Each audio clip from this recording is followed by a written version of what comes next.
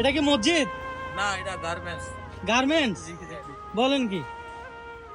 আমি তো দেখি মনে করেন কেউ যদি সাহায্য চায় মসজিদের সামনে বসে, আপনারা গার্মেন্টস এর সামনে বসছেন। এই জায়গায় অনেক লোকজন মামা চাকরি করে, আচ্ছা, তাদের কাছে 2-4 টাকা পাওয়া যায়, তার জন্য আমরা বসি। ও আচ্ছা, ওরা তো নিম্ন আয়ের মানুষ, পরিশ্রমী মানুষ। তারা মন ভালো আছে, হ্যাঁ, তাদের মন ভালো আছে, তারা প্রায় মানুষই সবাই দান করে, তাই সামর্থ্য অনুযায়ী করে, হয়তো 1000 না দিতে পারে, 5-10 টা হইলো দেয়। তা আপনি চাইলে মনে করেন শিল্পপতি এলাকাগুলোর মধ্যে বইতে পারতেন না? তাদের বাড়ি ঘরের সামনে গিয়ে দাঁড়ানোই যাবে না, তাদের বাড়ি ঘরের সামনে দাঁড়ান দিয়ে কেদাই দিব, এখানে গিয়ে আমরা কি করি? গালিমন্দ করে, গালি মন্দ করে। হ্যাঁ।